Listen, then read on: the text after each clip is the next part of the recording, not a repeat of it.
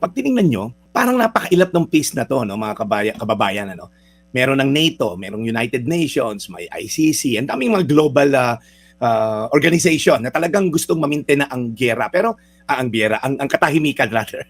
Pero bakit parang napakailap po, no? Bakit parang laging may giyera sa bawat bansa, no? Now, hindi lang naman to global na problema kasi nga po, even sa personal, tayo, bawat isa sa atin, nakakaranas tayo ng, alam niyo, yung kawalang katahimikan sa paligid natin, sa personal, sa pamilya, sa opisina, parang may bagyo lagi tayong pinapasok. Sabi nga ng isang pastor na nakausap ko, alam mo, Brad, ang buhay ay laging may bagyo.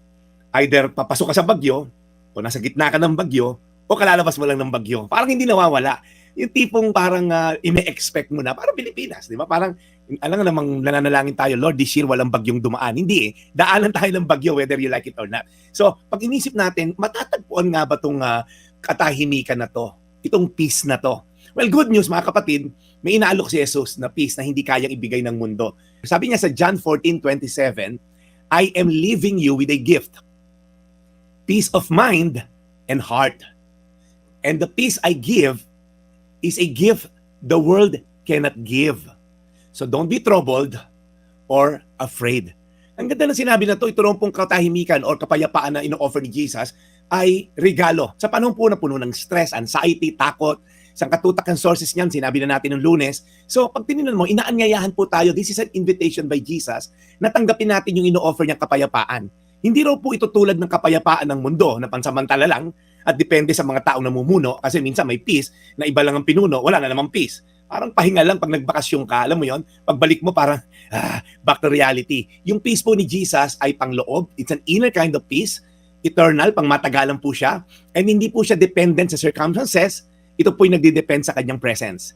Okay? Yung pong Diyos na may hawak ng ating future, the beginning and the end, siya po ang Alpha at Omega, pinapaalalahanan tayo na pwede kang magkaroon ng kapayapaan kahit anong sitwasyon. Alam niyo po yung word na shalom as I end.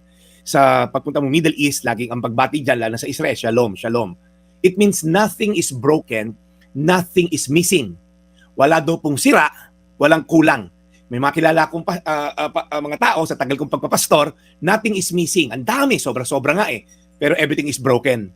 Daming pera, 3 dekada ng politiko sa lugar nila, sikat sa harapan ng publiko, pero sira-sira ang buhay, sira ang pamilya, sira ang reputasyon, sira ang integridad. Okay, walang matinong relasyon sa anak. So hindi ngunit marami kang kayamanan, nasa posisyon ka, meron ka ng peace. Hindi po, kaya nga ang daming bodyguard, hello.